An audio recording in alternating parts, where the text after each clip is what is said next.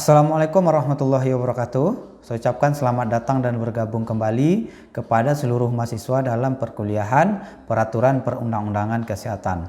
Pada kesempatan kali ini kita melanjutkan hal-hal yang berkaitan dengan peraturan perundang-undangan. Ini kita masih membahas berkaitan dengan hal-hal dasar. Kita mengulang kembali atau mengingat kembali berkaitan dengan hal-hal dasar tentang hukum yang nantinya akan kita kaitkan dengan peraturan perundang-undangan kesehatan. Baiklah, pada kesempatan kali ini kita langsung masuk kepada pokok bahasan yang keempat, yaitu pada pokok bahasan ini kita akan membahas dua hal, yaitu peristiwa hukum yang pertama dan yang kedua adalah peristiwa hukum dan bukan peristiwa hukum di bidang kesehatan. Baiklah, kita masuk kepada yang pertama, yaitu berkaitan dengan peristiwa hukum.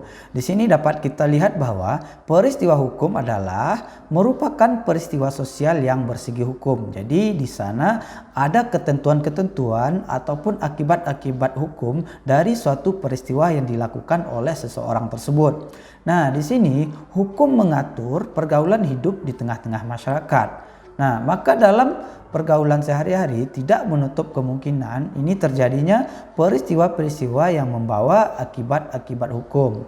Tapi di sini tidak semua peristiwa-peristiwa ataupun perbuatan seseorang itu selaku subjek hukum itu merupakan dari peristiwa hukum. Ini tergantung kepada ada atau tidaknya kaidah hukum yang dapat diterapkan dalam situasi konkret. Jadi maksudnya di sini adalah apakah ada suatu ketentuan hukum yang dilanggar oleh seseorang tersebut dalam melakukan suatu perbuatan atau dalam suatu peristiwa.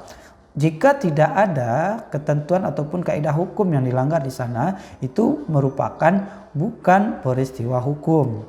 Nah, di sini Van Apeldoorn merumuskan bahwa peristiwa atau kejadian yang menimbulkan atau menghapuskan hak maupun kewajiban. Jadi peristiwa hukum di sini menimbulkan atau menghapuskan hak dan kewajiban. Jadi jika ada hak kita dirampas oleh orang lain ataupun malah kita yang tidak menunaikan kewajiban, itu akan menimbulkan suatu akibat hukum dan itu dinamakan dengan peristiwa hukum. Nah, di sini peristiwa hukum ini slide selanjutnya. Peristiwa hukum itu dapat berupa yang pertama adalah kejadian, yaitu misalnya adalah kelahiran. Ini tidak ada perbuatan di dalamnya tapi merupakan kejadian yang alami, sehingga dari kelahiran tersebut timbul hak dan kewajiban dari orang ataupun bayi yang lahir ini. Misalkan hak untuk hidup ataupun kewajiban-kewajiban yang nantinya diemban ataupun harus dilaksanakan setelah dia dewasa ataupun sebelum dewasa. Nah, selanjutnya peristiwa hukum ini dapat berupa perilaku ataupun perikelakuan dalam hukum, yakni sikap tindak perikelakuan yang mempunyai akibat hukum. Nah, di sini digarisbawahi kembali bahwa perikelakuan ini harus memiliki akibat hukum di dalamnya. Jika tidak memiliki akibat hukum maka itu tidak dinamakan dengan peristiwa hukum.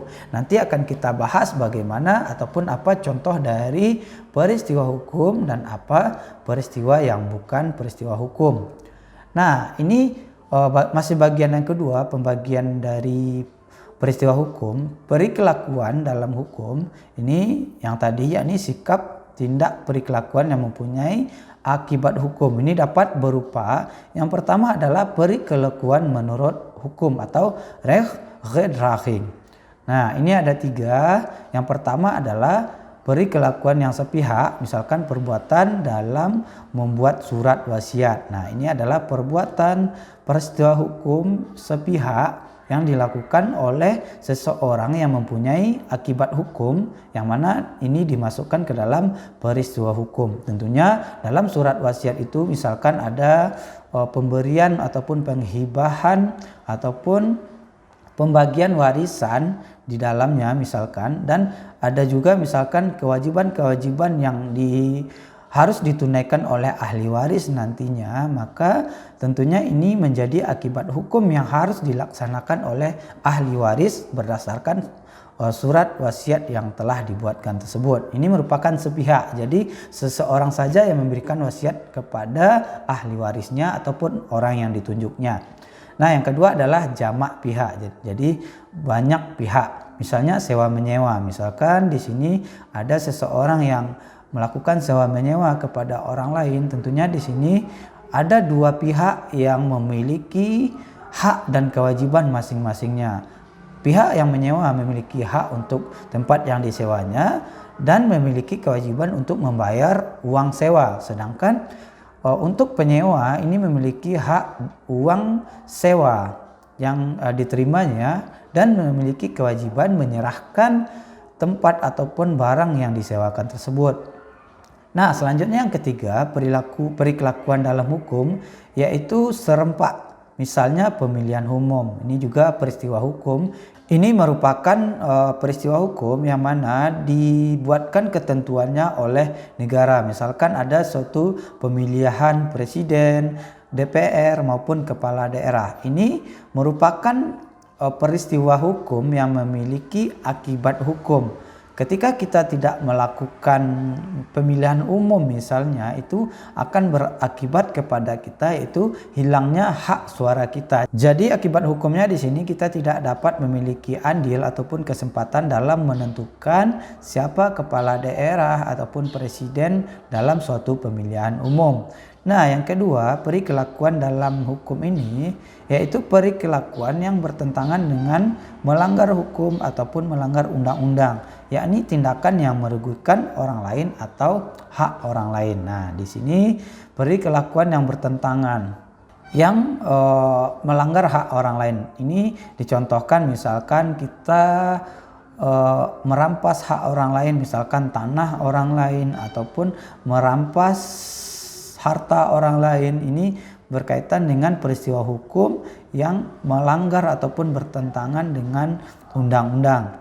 Nah, yang ketiga di sini adalah perbuatan lain. Nah, di sini contohnya zakwarneming sebagaimana diatur dalam pasal 1354 BW, pihak yang berkepentingan diwakili oleh seseorang lain dengan baik diwajibkan memenuhi perikatan-perikatan yang diperbuat oleh si wakil itu tentang segala perikatan secara perseorangan dibuatnya dan mengganti segala pengeluaran yang berfaedah atau perlu. Nah, di sini perwakilan ataupun di sini badan perwakilan kita contohkan merupakan peristiwa hukum juga, karena kita memberikan kuasa kepada seseorang untuk mewakilkan kita untuk melakukan suatu perbuatan hukum. Nah, ini juga dinamakan dengan peristiwa hukum. Nah, di sini kita masuk kepada contoh dari peristiwa hukum itu sendiri, yaitu yang pertama adalah ini peristiwa tidur. Peristiwa tidur ternyata pada intinya bukan peristiwa hukum. Nah, tapi jika tidur menjadi peristiwa hukum jika terjadi pada seseorang penjaga malam pada saat ia bertugas dan di situ terjadi pencurian. Nah, di sini ada akibat-akibat hukum yang ditimbulkan dari seseorang yang tidur ini. Misalkan dia bertugas di malam hari dan ternyata dia tidak melaksanakan tugasnya tersebut dengan tidur, dan ternyata pada saat itu dia tidur tersebut ada suatu peristiwa pencurian, maka ini dapat diberikan suatu sanksi yang mana di dalamnya terdapat akibat hukum. Nah, orang ini dapat dihukum misalkan karena kelalaiannya ataupun tidak melaksanakan tugas sebagaimana mestinya. Nah, selanjutnya contoh yang kedua adalah merokok. Merokok bukan peristiwa hukum. Ini jika merokok itu dilakukan di tempat yang jauh dari keramaian ataupun tidak mengganggu hak orang lain ataupun ketenangan orang lain dalam menghirup udara segar, ini bukan merupakan peristiwa hukum. Tapi merokok dapat dikategorikan sebagai peristiwa hukum bila dilakukan di pom bensin. Di sini telah nyata-nyata dilarang bahwa merokok di pom bensin itu tidak diperbolehkan, tapi dilakukan juga sehingga terjadi hal yang membahayakan di pom bensin tersebut. Sehingga di sini orang-orang yang merokok di pom bensin ini dapat dikenakan sanksi hukum dan itu merupakan peristiwa hukum. Kita masuk kepada yang ketiga, yaitu ini contohnya A dan B mengadakan perjanjian jual beli pompa air melalui online. A selaku pembeli sudah sepakat untuk membeli pompa air tersebut sebagaimana yang diiklankan dengan harga dan spesifikasinya, yakni A harus mengirimkan sejumlah uang terlebih dahulu kepada B selaku penjual. B wajib mengirimkan pompa air kepada si A, maka di sini di antara keduanya ditujukan adanya perintah kepada A dan B untuk menyerahkan uang atau di sisi A dan barang berupa pompa air di sisi yang lain. Nah, perjanjian itu adalah peristiwa sosial yang merupakan peristiwa hukum yang di dalamnya ada akibat hukum yang diatur oleh hukum itu sendiri. Ini misalnya sebagaimana diatur dalam pasal 1457 BW. Lalu bagaimana jika salah satu tidak menepati janjinya ataupun tanggung jawabnya? Maka di sini akibat hukum akan berjalan baginya. Di sini misalkan ini ada perbuatan melawan hukum di dalamnya, di dalam hukum perdata, maka bisa diproses berdasarkan hukum perdata karena seseorang itu tidak melaksanakan kewajibannya sesuai yang telah diperjanjikan. Nah, kita masuk kepada yang terakhir di sini, peristiwa hukum dan bukan peristiwa hukum. Ini dapat kita masukkan kepada hukum kesehatan nantinya, bahwa peristiwa hukum di hukum kesehatan ini dapat kita kategorikan juga apakah itu peristiwa hukum ataupun bukan peristiwa hukum. Baiklah, di sini dapat dicontohkan berkaitan dengan peristiwa hukum dan bukan peristiwa hukum. Ini masih berkaitan dengan merokok. Ini di bidang kesehatan kita masukkan bahwa merokok bukan perbuatan hukum.